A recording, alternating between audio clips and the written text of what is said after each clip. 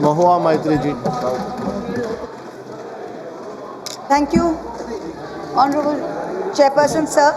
I'd just like to point out that I have between 16 and 17 minutes, sir, and I'd be very obliged if I could finish my allotted time. Today I stand, sir, please. Today I stand on behalf of my party, the All India Trinamool Congress, with a heavy heart, but with a complete clarity of purpose to support the motion of no confidence against the Speaker of the 18th Lok Sabha for presiding over the liquidation of the functioning of parliamentary democracy. It is richly ironic, it's divine karma actually, that I, the lady MP, who was illegally witch-hunted by this government, wrongly expelled by Ethics Committee, which had no power to expel, after a motion in which I was not allowed to speak, where the Speaker, in violation of every principle of natural justice, did not allow me to defend myself. Today I am opening the debate for my party in a motion of no confidence against that very Speaker. You can't run away from karma. Dr. Ambedkar said that Parliament belongs to the opposition and the government should always be on trial. On the anvil, he called it, to ensure accountability. The role of the Speaker is that of a neutral arbiter and a keeper of the order of the House. This is absolutely vital to the function of Parliament. John Bercow, the Speaker of the UK House of Commons, said, "I never aspired to be Speaker of the House of Commons simply so I could say I am the Speaker of the House of Commons and tell my children that."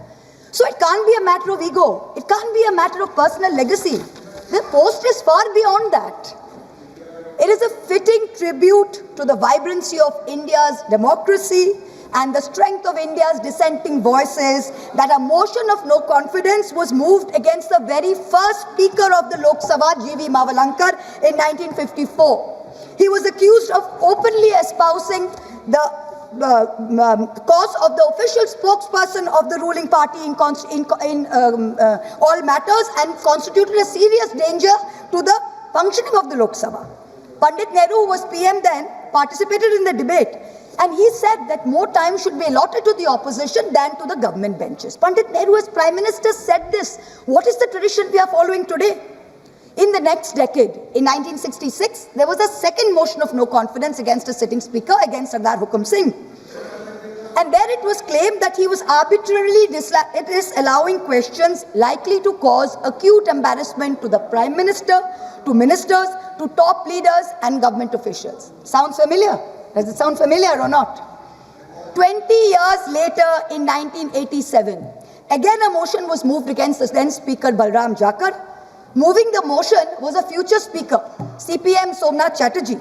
And he said that Parliament is as much in danger from a muted Parliament than from executive authoritarianism. This is what Somnath Chatterjee said. The resolution was critical of Jakar's rulings, which denied MPs the right to move adjournment motions. What do we have today? We have the Honorable Speaker who has not allowed a single adjournment motion. Every morning we come here and like a stuck record, what do we hear? Kisi bhi स्थगित प्रस्ताव का अनुमोदन नहीं दिया गया. Every morning we hear this. But you know something? In the previous 3 instances, something was different.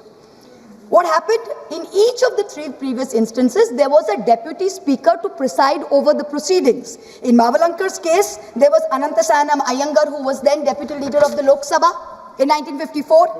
In 1966, in Hukum Singh's case, the then deputy speaker was S.V. Krishnamurti Rao. He didn't get a chance to preside over the proceedings because the person who brought the motion, he himself, Madhu Limahi, failed to get the requisite 50 people, so the motion failed.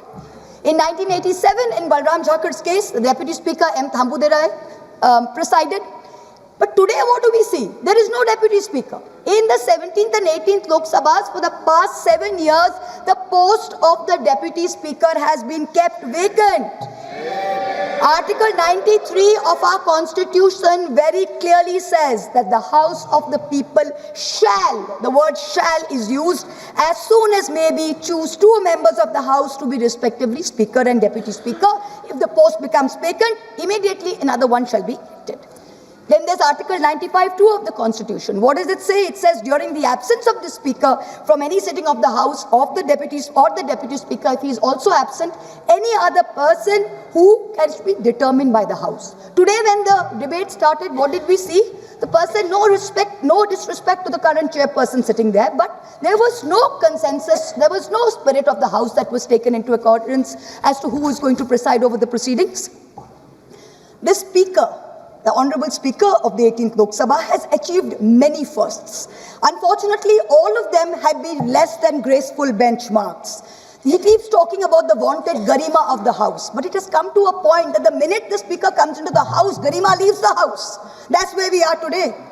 I am first going to analyze the Honorable Speaker's inglorious record on a macro level, and then I'm going to dissect it on a micro level. So let's look at the first macro point. Suspensions under Rule 374A of the Lok Sabha Rules and Proceedings. Now, what did we have before? First, we had Rule 374, which required any suspension to go through a formal motion. 2001, Atalji's government, NDA government, you bring in 374A, which gives the Speaker, in case of a grave disorder, without moving a formal motion, he has the right of immediate suspension, without any formal motion. And this rule, the way it has been abused by the current Speaker, is the very antithesis of democracy. It is all that democracy should not be. In December 2023, Birlaji ordered the largest mass suspension in the history of Indian Parliament, suspending 100 opposition MPs. This one episode alone accounted for over 40% of all Lok Sabha suspensions since 2004. In the last 20 years, in one day, he suspended 40% of the total. And why did he do this? What was our grave error? We wanted a statement from the government on the breach of the parliamentary security. Was this not a matter of national importance? You tell us. Let this be a fair and neutral debate. Now, while these MPs were suspended, Birlaji presided over the passage of 3 criminal amendment bills without any substantive discussion. I would say he's complicit in democracy. But this incident was not a one-off for him. Between 2004 and between today, I've listened to all of you, Mr. Pal. We can't speak to you. Listen to you. Please expunge it. The word is removed from the record. Please expunge it, sir. No, Please sir. Suresh ji, please let me say. Suresh ji, please Sir, the word is removed from the record. Please remove it. Please remove it. It will make him no less a... Please remove him. But this incident was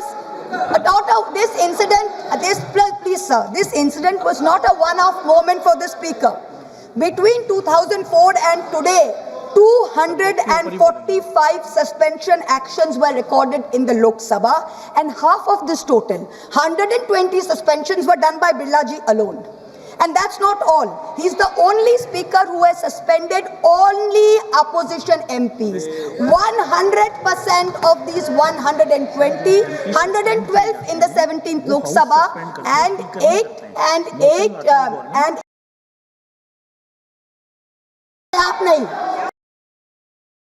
आप बताना बंद कीजिए mic पे. 120 suspensions have been done by Birlaji alone, and they were all Lok Sabha, they were all members of the opposition. 0 NDA. Let us now look at the numbers for previous speakers. The country has a right to know these statistics. In Somnath Chatterjee's time, 2004 to 2009, only 5 MPs were suspended. Never once Rule 374A used. 4 were suspended due to irregularities in MP lads, and 1 was suspended due to some impropriety on an MP tour. Somnath Chatterjee was a UPA nominee.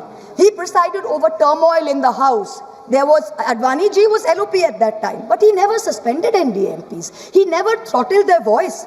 He was called headmaster because he used to always scold MPs. He even went so far as to say that you all are misbehaving so much, you should not be allowed a penny of the public paisa to be spent on you. But even then, he never suspended anyone. Then we come to Meera Kumarji. She was also an UPA nominee. She was Speaker 2009 to 14 when Sushma Swaraj ji was LOP. Honorable MP, she suspended. Once again, I would like to remind you sir. that any MP who suspended is not suspended by the Speaker. The House And I will take your point. And I will There say, is a process, there is a procedure. yes, sir. There is a process, there is a procedure. All right, sir. He presided over it. The Sir, process can I- is followed. Yes, sir. He presided over it, sir. I will change my terminology. Thank you very much. Perhaps we should add a 10th member to the panel. We should add a 10th member to the No, no. panel. But anyway, I'm No. joking, sir. No, I'm sorry. joking, sir. No, no, no. I'm No, joking. I'm joking, sir. One second. All right. Please Yes, hold sir. on. Yes, Please hold sir. on. Yes, No. sir. No, this cannot continue like Yes, this. sir. All right. This is not done. Okay, sir. This is sir, not done. sir, let me go. I apologize. Sir, let me go back. Her previous sentence is removed Yes, from the sir. record. Okay, yes, sir. All right, all right. She suspended. One She second. is suspended. One second. Yes, sir. This type of sly remarks should be removed, and I Please request the chair to caution the member to derive from this type of sly remark. No, one second. No, one second. No, no. I fully agree. I fully agree with please. Mr. Bharat. I fully agree because the comments are against the chair. Sir, very good. Please continue. That's fine. Expunge it, sir. Saugat Please Raji, expunge please it, understand. sir. These Please remarks are expunge against it. the chair. Sir, we are moving a no Earlier, the confidence remarks were against the against chair. Sir, we are moving a no confidence against the chair. Obviously, the comments will be No. against the chair. Please let me finish, sir. Mr. Please let me, Suresh Yes, ji. sir, Mr. Suresh ji, please let me finish. Venugopal ji, please let No, me sir. finish. No, sir. Please Venu don't ji, let me misinterpret. finish. Please do not You are taking my misinterpret. time, Venu ji, please. While she is supposed to talk on the Venugopal ji, resolution, she is please. now remarking on the Are chair. Venugopal This is ji, not let done. me speak. Let me speak. Venugopal she's ji, it's requesting okay. you now It's to okay. sit down. It's Okay, okay. sir. It's okay. It's okay. It's okay, sir. Okay.